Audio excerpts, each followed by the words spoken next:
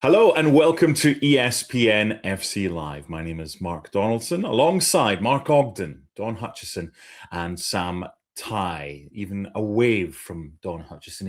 He's so over the United States World Cup that he's managed to take one or two kind of glitz and glamour things from his spell over the pond. Welcome to Sam, don't please. Welcome to today's ESPN FC Live. Today we're on the international stage. We're going to talk about a new man for Germany. Jürgen Klopp has been unveiled and he's had quite the things to say. We're also going to look ahead to 2030, and if Thomas Tuchel's no longer in charge of England and maybe Pep Guardiola is, what could the squad for the World Cup in 4 years' time look like? And the same with Italy. There was talk of Pep Guardiola. There was talk of Carlo Ancelotti. It now looks like they have got their man, Andrea Pirlo, on a 4-year deal expected to be confirmed shortly. We're going to start, though, with Germany. I'm going to start with you, Don Hutchison, and Jürgen Klopp. First of all, your thoughts on this appointment? Oh, the best that Germany can hope to get and have obviously got. I think Jürgen's already laid down the law. I think he's at the height of his powers, where in his press conference he's saying, if you tell me to my face I'm rubbish, I'll be gone. If you come after my family, I'll also be gone. So let me do it. He said, I'm not doing this for me. I'm doing it for you. So when you go and you're the hierarchy in Germany, you set out for the very, very best, and he is the best. So what an appointment they've got. You mentioned that press conference. Let's hear a little clip from that. Jürgen Klopp speaking earlier today. Aber nochmal, ich mache das nicht gegen euch, sondern für euch. Und niemand muss mir dafür dankbar sein. Ich habe es gesagt, es ist eine Riesenehre. Ich werde dafür sehr gut bezahlt. Das ist also alles klar. Aber an dem Tag, an dem ihr das nicht mehr wollt, sagt ihr es und ich bin weg. Ohne Abfindung. Wenn ihr morgen sagt, der ist scheiße, bin ich weg. Also es ist nicht Einzelne, es soll sich schon ein paar mehr. Also einer reicht nicht. Wenn der DFB sagt, so machen wir nicht weiter, bin ich weg. Wenn ihr euch daneben benehmt und meine Familie nicht in Ruhe lasst, bin ich weg. Um es klar zu machen. Weil ich mache den Job, obwohl ich mitbekommen habe, wie er mit Julian umgeht, obwohl ich mitbekommen habe, wie England mit Tuchel umgeht, in einer Situation, wo nur der sportliche Erfolg. Und es gibt andere Länder, wo es vielleicht sogar noch schlimmer ist, da habe ich nichts gelesen drüber. Das ist das Einzige, was ich verlange. Kritisiert mich für das, wenn etwas funktioniert. Wenn etwas nicht funktioniert, müsst mich nicht zu sehr loben, wenn es funktioniert. Das sollte selbstverständlich sein. Wenn das nicht funktioniert, bin ich gerne bereit, daran zu arbeiten. Ihr müsst mir nur glauben, dass es nur um die Sache geht. Jürgen Klopp hat keine Karriere nach der Nationalmannschaft. Also ist nicht also irgendwie der Höhepunkt. Das ist idealerweise der Höhepunkt meiner Karriere, meines Lebens, meines beruflichen Lebens. Ich werde alles da reinlegen, was mir zur Verfügung steht. Well, first of all, Oggy, kudos to our team behind the scenes for translating Scheisse as rubbish and keeping it Disney. So that's a nice little nod to them. When you go to a press conference, most of it is, you already know what's going to happen, and you're just writing up what was said. I don't know what's triggered this, but the narrative, the story has suddenly changed. Why do you think he said what he said? Well, I mean, even when he was at Liverpool, Jurgen Klopp was always very protective of his family. You would never see pictures of his wife or his kids. That was a all the way through 7, 8, 9 years. He was very private, so that's something that's been very big to him over the years. But it was kind of extraordinary that his first press conference, he would basically give everybody a telling off, and it's the sort of thing that you don't expect. It's usually that's the first press conference. It's shaking everybody's hands, it's smiling, it's saying it's going to be great. But to do that now, I don't know what the motivation is behind it, other than previously he has been quite protective of his family, and he's mentioned how Nagelsmann was treated, how Thomas Tuchel has been treated, but ultimately we don't know the full story here, whether there is something that Jurgen Klopp is already aware of that's been happening, that he's already had a bit of invasion that he doesn't like. But it does kind of, I don't know, I know Don's a big fan of it, but I'm just a bit kind of concerned that it might encourage some people that the worst elements of our industry to dig even deeper now. This isn't the sort of thing that will discourage people. The less scrupulous elements of our industry will think, right, what has he got to hide? Let's carry on. So I'm not quite sure it's the smartest move by Jurgen Klopp. Sam, is he brought in a narrative here, Sam, that he didn't need to bring up? Look, we don't know the full story, as Mark says. I'm hoping this is a kind of like a let's create a siege mentality situation. Let's create an us versus the world mentality and really try to bond with the squad and create that kind of dynamic, which he has been very, very good at over the years. And he's tended to balance the relationship with the media and with his players very, very well as well. So I'm sensing Jose Mourinho style from narrative from this, and I'm hoping that that's what he's trying to create. It's that us versus the world mentality, which Germany currently really needs ultimately, because they don't actually have the talent to stack up against the very best. So they need something more, and they need an X factor. And if this is what Jürgen Klopp thinks it has to be, then so be it. Do you not think it's a power move? I think it looks like a power move from Jürgen Klopp. He was also asked in the press conference as well, can you beat the likes of France? And he said, the question you should be asking me is, have we got the players that France have got? And the answer is no, but we can beat the French. That was more or less his mantra when he was at Liverpool. He never claimed to have the best players, but he claimed, as Sam said and Oggy said, to have the team spirit and, a group of players that will run through brick walls. And I think he's laying down a power move very early on to the press men to say, look, just judge me on the football. I don't want anything to do with the sideshow. Don't come after my family. I want nothing to do with it. Otherwise, I'll be gone. So I'm telling you straight. Like Oggy said, the horrible part is because we're all a little bit, older and wiser. And you just think there might be one or two journalists out there. If results don't go well, they might go down that direction just to get under his skin to see if he does really leave. That's the horrible part. Yeah, there's something not right about this, because he's being proactive rather than reactive. But if he's successful, then this doesn't happen. They've won the World Cup 4 times. They were brilliant in 2014. Remember that 7-1 win over Brazil? But they're not the same Germany side. And part of this show today is looking ahead to the World Cup in 2030. What's the England squad going to look like? What's the Italy squad going to look like?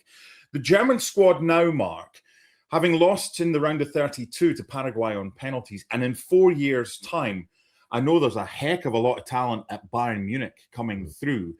Could this be a good time for Jürgen Klopp to take charge of the German national side?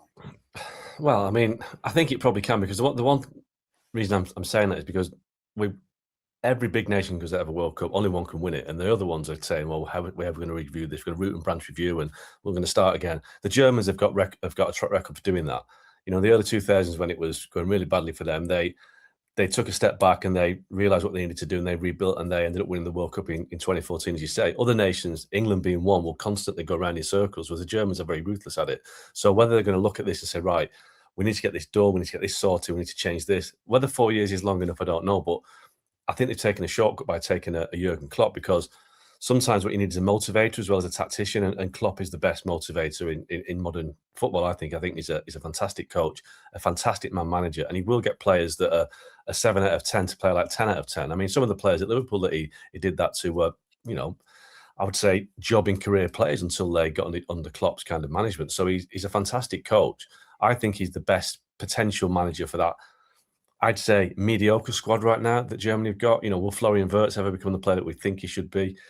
How long has Kimmich got left? And, what's going to happen to people like Musiala? They've got some great talent, but they do need to bring it all together. And he will be the biggest personality as well in that dressing room, which is important, because with the Germans, you get a sense sometimes that there's one or two egos in there that don't like the manager, that think they're bigger than the team or whatever. With Jürgen Klopp around, he's the biggest personality. But one thing I would say is, and I think Sam and Dom might kind of have an opinion on this, during the World Cup, the celebrity managers, Ancelotti, Pochettino, Tuchel, the successful club managers, certainly Ancelotti and Tuchel, they didn't cut it in the World Cup. The World Cups and Euros tend to be won by coaches who've come through the system. Luis de la Fuente with Spain. You look at, even Gareth Southgate had success stepping up from that level with England. Scaloni with Argentina. It isn't really an arena where successful club coaches are successful on the international scene. But the thing with Klopp is that, unlike those three I just mentioned, Klopp is German, managing Germany. That's his country. So whether there's an element there, that special kind of connection that works for him, I don't know. But it's not a guarantee of his success, but I think he's got a better chance of success than any other potential German manager. Taking that forward then, Don, from what Oggy said, being a great man manager, of course, you're right, Oggy, going from a 7 to 10 to a 10 out of 10, because you've got Jürgen Klopp and you'd run through brick walls for him. But Jürgen Klopp in his club management has been with these players every single day. So they know that. International management is different. You don't have your players for as long, albeit there's these new international windows that are coming up in September that are going to be like 3 lots or 4 lots of games. Because you've been a good club manager, as Oggy was saying, doesn't guarantee you're going to be a good international manager. Is it because it takes time to adjust? I think it just depends on the individual. I think what Jürgen Klopp's got more of than anyone else is he's got charisma. You know, he's a powerful man. He's a big guy. He's got aura. So when you're on a daily basis at club level and you're being told from your manager what he wants and what's expected, you're going to listen. But also that can have an effect if you're the German national coach, where you're going to see your players every couple of months or whatever it is, and then you can unload a little bit more on them. But I think his biggest strength is not over coaching. He brings coaches in. He was quoted in saying when he'd done a documentary ages ago that he wasn't the most important man at the football club. It was the 9 other coaches in and around him, because he didn't want to take too much responsibility. He doesn't mind letting other guys take bits, whether it's the sports scientist, whether it's coaching, whether it's set plays, whatever the detail might be. He doesn't mind letting other guys getting involved. And I think Jürgen going into the German national side, I think it'll have an impact on everyone. It'll have an impact on the fans. They'll have the motivation. They'll feel as though they're going places just because of who they've got in charge.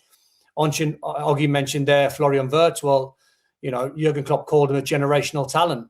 So you'd imagine he's going to be the one that takes him to a 10 out of 10. Lennart Karl could be a young player that might come through the ranks. We've seen at Bayern. He looks a talented young player. I think he's the type of guy, no matter where he manages, whether it's national side, Liverpool, Championship, League One, League Two, he will get the best out of his players. 24th of September, Sam. Netherlands versus Germany, Nations League. It'll be Jürgen Klopp's first game in charge. Arne Slot has been linked with the Dutch job. Could we have former Liverpool boss against former Liverpool boss in opposite dugouts for that one? Yeah, possibly, yes. 2 nations there that are sort of down on their knees a little bit and expecting more from their history and from their talent pool as well. That would be very intriguing. I just want to add to the point that Oggy raised about the very successful club coaches permeating into the international game and not necessarily pulling up any trees so far. Correct. But also we're dealing with a very small sample size here, because it's only very recently that that's actually happened. For a very long time, the best managers were not in the international game. And now we're starting to sprinkle them in, but it's only been over the last, I'd argue, 2 to 4 years, or in this kind of current cycle, that we've seen them take a crack at it. And, there's not a lot of room for success here. We already mentioned the fact that only one team can win and the rest fail. So it's not necessarily an experiment that hasn't worked. It's just that we're in the very early stages. And this is potentially an opportunity, as Oggy also points out, where you get the German manager managing the German team, which is unlike the other examples. And that should make a massive difference. Let's not beat around the bush there. But he's got a lot of work to do, because I regard this German team as good, not great. And they need, Pavlovic to step forward in 4 years and be mid-20s and be one of the best midfielders in the world. Perfectly reasonable for that to be the case. Musiala, Wirtz will be 27 at that point. Again, you could see that happening. But there's quite a lot of holes elsewhere. Goalkeeper, right back, presuming Kimmich isn't available at that point. This is a big job. And one of the reasons I think Klopp's magnetic character here is important is that Germany, this is an issue that a lot of nations are dealing with at the moment, but a lot of dual national players are making decisions going one way or the other. And it's very hard to figure out who's going to be representing who in 4 years' time when you see players that are playing under 17, under 18, under 19 level for one nation and then switching over. Like I certainly didn't think Ayoub Bouadi would be representing Morocco, at this most recent World Cup back in February, but he switched and moved.